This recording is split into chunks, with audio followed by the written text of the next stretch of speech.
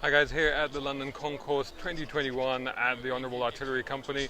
Obviously there is a strong representation of the British contingents of classic cars at this event. Well, what do you expect? It is here in London, isn't it? Including E-Types, of course, because the Jaguar E-Type is celebrating its 60th birthday this year, so it kind of makes sense to have, as you can see behind me, a whole line of E-Types. I'm just going to show you a couple of these because, we're all familiar with E-Types, but there's a couple of very interesting ones here that I'm just going to go through, and then I'm going to look at some of the other British cars that are on show here at the London Concours 2021.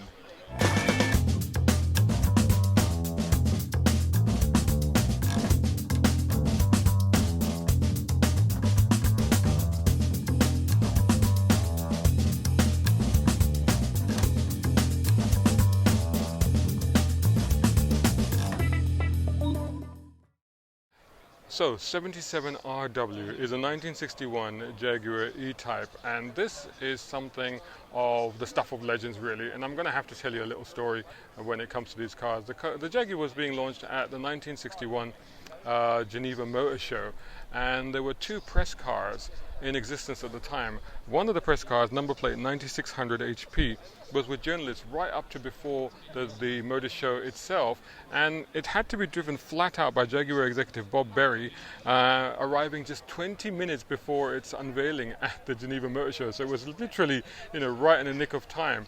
But so popular was the car, so much was everybody taken with it, it caused Enzo Ferrari to say that's the most beautiful car he had ever seen, that they then demanded that they needed another car. They needed a second press car to be taken over, and the second press car, as you can see, was a Roadster, and this was built in February 1961. It was the first production open two-seater car, and this was again driven flat out to Geneva overnight in just 17 hours by Norman Dewis, Jaguar's test and development engineer, and it appeared in magazines such as the Motor Road Test and stuff like that afterwards. In 2000, long-term owner of this car lent it to the Jaguar Daimler Heritage Trust, and it has been totally restored. It's one of those cars that I've read about a lot, and so to actually be in its presence and to see it is quite remarkable really. This is the car they all talked about. Extraordinary. And over there you can see another amazing lineup of classic British cars. I'm sure you recognize the brand and the mark, but I'm going to stick with the E-Types for a moment, and I want to show you this one here. Out of all the lineup of E-Types, like I said, I'm going to focus on two. This is a 1974 E-Type Series 3 V12, plate number HDU 555N, and this is the last E-Type to be ever built. Oh my God, it was built on 12th of June 1974, and registered in 1975 actually, so it was registered quite a bit later on February the 5th, and it's now owned by Jaguar Daimler Heritage Trust. They got it in 1983. Production came to an end with a run of 50 special cars. They were all painted black, apart from the penultimate one, which was British Racing Green, and that went to a private collector. These 50 cars each had a plaque with a facsimile of Sir William Lyon's signature, and this Series 3 of course featured the then new 5.3 litre V12, effectively the world's only mass production V12 engine at the time. It's absolutely beautiful. So this was the final example of this legendary breed of car.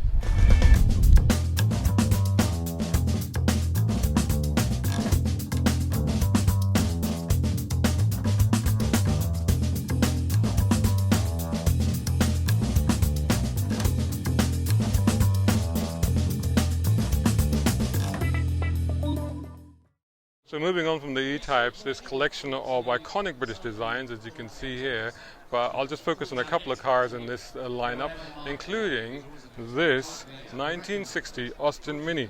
This is actually completely original, right down to its carpet and its tires, although I don't know why you'd have old tires on a car, because that can't be safe anyway.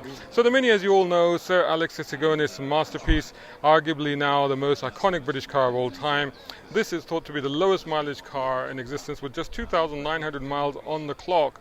It was used for just 6 years by an old lady, and then it spent 39 years in the family collection. It had a little bit of damage, and that all meant that I think they just replaced the paint or something like that. But other than that, this is about as original a Mini with as lowest mileage as possible as you can get for this iconic original little British front-wheel drive car. So I'm going to move past the Aston Martin 177, the McLaren MC12-4C-12, well, I don't know, whatever it was called, that beautiful Jaguar, because we've already looked at E-types, and I'm going to look at this, because this is a Range Rover CSK. This is a 1990 model. The CSK is Charles Spencer King, who was the lead designer, was the designer and the lead engineer of the original Range Rover, and this was to commemorate 20 years of the Range Rover that they created these back in 1990. There were 200 special editions of these made. This is model number 34 of those, and it was a performance model. So it had the power, I think, was uprated on this engine. The 3.9 V8 produced 185 brake horsepower. It was capable of 114 miles per hour. This car had actually covered 350,000 miles. Some of you are wondering, how was it reliable enough to do that? But yeah, it did. By 2011 it had done that, and then it was subject to a complete body off restoration. So it's back to its original now, which is absolutely extraordinary. What a fine and handsome machine that is. Everybody knows and talks about the Jaguar XJ220, of course, but people seem to forget the XJR15. This is a 1991 car. This was actually designed by Peter Stevens and built with Jaguar Sport in collaboration with Tom Walkinsaw Racing, TWR Racing. It was based on the Le Mans winning XJR9. And the interesting thing was that it's the first car to be fully made entirely from carbon fiber. Yeah, the world's first car to be made fully of carbon fiber. 50 examples were supposed to be made, 53 were made in the end, and it did compete in the Jaguar Intercontinental Challenge Single Make Series, supporting 3 F1 races, Monaco, Silverstone and Spa in 1991. Wow, what a beast. Love this thing. This is the 1993 light car company Rocket. Those of you that will know that it was designed by no less than Gordon Murray, and he teamed up with racer Chris Craft to design this car. He'd already had 2 decades of working on Formula One cars by that time, so he knew a thing or two about making cars that go quickly. It was only 380 kilograms, and it was powered by a Yamaha motorcycle engine, so lots and lots of revs on this thing. This one was rebuilt in 2006. But the interesting thing about these cars is that they did have tandem seating. I can't see if this one's got it, but you could have 2 people sitting in it, one behind the other. Hope you enjoyed that video. If you did, make sure you're subscribing to youtube.com/browncarguy and hit the bell icon and turn on notifications so you don't miss any of my videos. Whilst you're at it, subscribe to browncarguy.com and follow me on social media by just searching for my hashtag. That's on Instagram, Facebook, Twitter, and even on TikTok. If you love my content, then please consider sponsoring and supporting it, and you can do that over at patreon.com/browncarguy. And you know what? You can use my platforms to promote your product, service, or brand. My YouTube channel is now closing in on 3,000 subscribers as I record this. Total views are nearly 500,000, and the reach just over the last month is nearly 1 million. So join these amazing people as my patrons, including Mohammed Humaid in the UAE, Partha in India, a tech guru and social media consultant. Find him on parthans.com. Tom Conway Gordon here in the UK, Isaac Beauchard in the US. He's got some great deals on cool cars at bespokeautos.com. Reza Adil, check him out at Alizadeh Cigars on Instagram. Mohammed Qasim, business consultant. You can find him at wehms.com. Siraj Abbasi at Tiles Italia on Instagram for luxury floor and wall tiling.